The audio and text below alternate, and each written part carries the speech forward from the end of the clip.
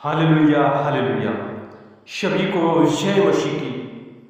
आज के सुंदर दिन में प्रभु आप सबको बहुत आशीष करें, बहुत आशीष करें। आज का परमेश्वर का पवित्र वचन है, खासकर जो गिनती 6 का जब हम लोग 2-3 पढ़ते हैं, इसमें जो नाज़ीरों की व्यवस्था जो परमेश्वर ने मूसा को बताई थी कि इस्राएलियों से कहे, यदि कोई पुरुष या स्त्री नाज़ीर की मन्नत अर्थात अपने को परमेश्वर के लिए न्यारा करने की विशेष मन्नत माने, तब वह दाखमधु आदि मदिरा से अलग रहे। वह तो न तो वो दाखमधु और न ही मदिरा का सिरका पिए और न दाख का कुछ भी पिए, वरन दाख न खाए, चाहे हरी हो चाहे सूखी। जितने दिन वह न्यारी रहे उतने दिन तक वह बीज में से छिलकी तक भी न खाए।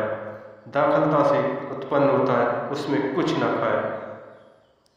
और जितने दिन वह न्यारे रहने की मन्नत माने उतने दिन तक अपने सिर पर छुरा न फिराए, क्योंकि परमेश्वर ने बताया था जो भी नाज़ीर होना चाहता है, यदि वहाँ कोई उसका घर में या कोई भाई बंधु यदि खत्म भी हो जाए उसके पास भी नहीं आए, क्योंकि परमेश्वर की कुछ कठिन व्यवस्था थी।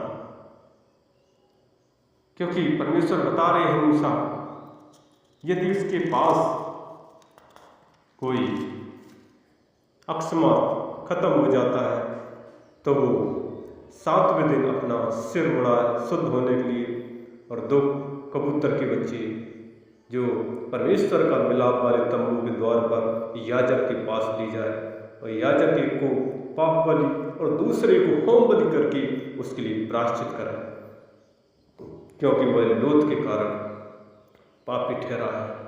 और याजक उसी दिन उसका सिर फिर पवित्र करे, क्योंकि परमेश्वर के कुछ अलग नियम थे।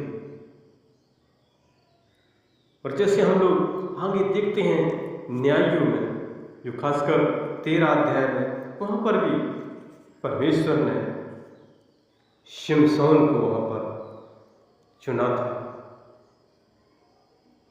क्योंकि वो दानियों के कुल में सोरावासी मानव नामक एक पुरुष था जिसकी पत्नी युवान होने के कारण कोई पुत्र न था।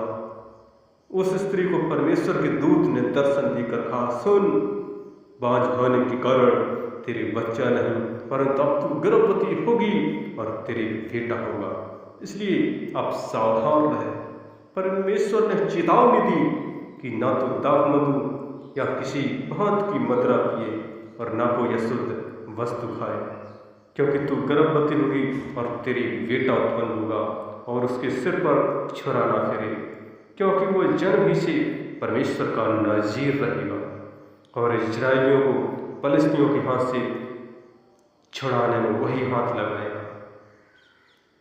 उस स्त्री ने अपने पति के पास जाकर कहा, परमेश्वर का एक जन मेरे पास आया था जिसका रूप परमेश्वर के दूत का सा अति भयानक था, और मैंने उससे न पूछा कि तू कहाँ का है और न उससे मुझे अपना नाम बताया, परंतु उसने मुझसे कहा, सुन, तुम गर्भवती होगी और तेरे बेटा होगा, इसलिए अब तुम ना तो दाखमधु और ना किसी भांत की मदिरा पिए और ना कोई अशुद्ध वस्तु खाना, क्योंकि वह लड़का जन्म से मरण के दिन तक परमेश्वर का नाज़ीर रहेगा।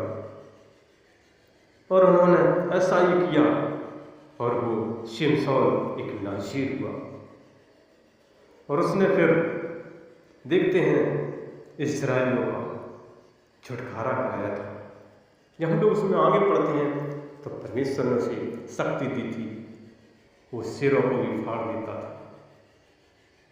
और हम लोग जब आगे देखते हैं दानियेल में 1:8 में, वहाँ पर भी दानियेल एक गुलामी में चला गया था, वहाँ का राजा था, और वो इनको देखा था कि अच्छे लड़कों को छांटा था, क्योंकि लेकिन दानियेल ने वहाँ की जो खाना खिलाने वाले थे उसने मन में अपने में ठान लिया था कि मैं राजा का भोजन खाकर और उसके पीने का दाखमत दूध पीकर अपवित्र ना हो। इसलिए उसने खोजों के प्रधान से विनती की कि उसे अपवित्र ना होना पड़े, क्योंकि वहाँ पर परमेश्वर ने ही उन प्रधानों में दया और कृपा की। क्योंकि बाद में देखा जाए दानियल पावरफुल रहा, क्योंकि परमेश्वर पवित्र परमेश्वर है। और आगे जब हम लूका में 1:15 में देखते हैं, वहाँ पर जो खासकर यूहन्ना जो यीशु मसीह से पहले आए, और यूहन्ना नहीं रास्ता बनाने आए थे, क्योंकि वो जानते थे कि मेरे प्रभु आने वाले हैं। और जब 1:15 लूका पढ़ते हैं, क्योंकि वह प्रभु के सामने महान होगा और दाखमधु और मदिरा वो कभी न पिएगा, वो अपनी माता के गर्भ में पवित्र आत्मा से भरपूर हो जाएगा। और वही यूहन्ना ने यीशु मसीह को बपतिस्मा दिया था। और यूहन्ना कहता था, प्रभु हम तो आपके बंधन खोलने लायक नहीं, हमें तो खुद आपसे बपतिस्मा लेना है। लेकिन यीशु मसीह ने कहा होने दे, और उसने किया।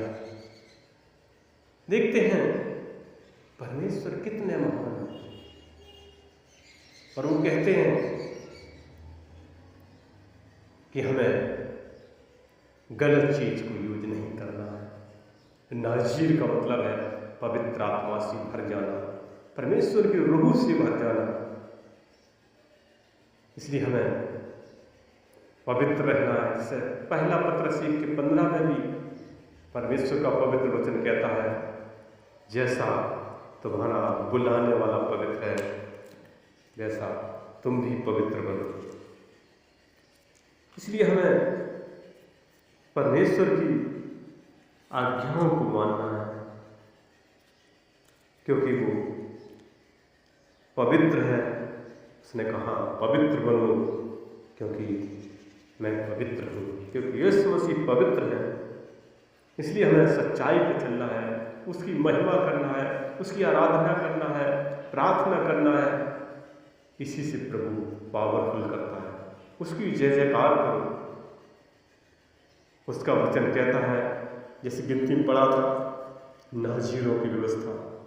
लेकिन परमेश्वर आज हम सबको सिखाता है कि हमें परमेश्वर की सच्चाइयों पर चलना है, उसकी महिमा करना है, उसकी आराधना करना है, प्रार्थना करना है। ऐसा काम करें जिससे परमेश्वर प्रसन्न होता है। उसने कहा फलों से भर जाओ, पवित्र आत्मा से भर जाओ, प्रेम, आनंद, शांति, कृपा, भलाई, धीरज, विश्वास, नम्रता, संयम, पवित्रता से भर जाओ। इसलिए हमें परमेश्वर की महिमा करना है। उसने आज्ञा में कहा है कि 6 दिन काम करो, एक दिन आराधना का दिन है, प्रार्थना का दिन है, पवित्र दिन है, आशीष का दिन है। और उसने कहा मैं तुमको ऊंचा करूँगा, जीवन को साकार करूँगा, भविष्य को उज्ज्वल करूँगा। जैसे डैनियल को ऊंचा किया, यूहन्ना को ऊंचा किया, सिमसोन को ऊंचा किया, और आज भी वो आपको ऊंचा करना चाहता है।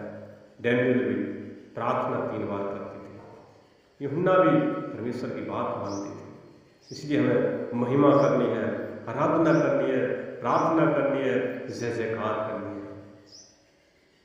यीशु मसीह ने कहा है मैं ही वो रास्ता हूँ जो स्वर्ग की ओर जाता है, क्योंकि परमेश्वर इस संसार में आए और स्वर्ग में चले गए। आज भी वो देख रहे हैं कब बच्चे मेरी प्रार्थना करते हैं, उनको वो अपनी पाप रूह से भर देता है। कहा था मैं पृथ्वी पर भी संभालूंगा और स्वर्ग में भी तुमको जगह तैयार करने जा रहा हूँ सबके लिए, वहाँ रखूँगा। यहाँ पर खुशी, आनंद, प्रेम है। इसलिए हमें परमेश्वर की महिमा करें, आराधना करें, प्रार्थना करें और इस वचन के द्वारा प्रभु आप सबको बहुत आशीष करें। और हमारा अगला वीडियो देखने के लिए हमारे इस नए चैनल को आप लाइक और सब्सक्राइब जरूर करें। आपकी महान दया होगी। धन्यवाद, धन्यवाद।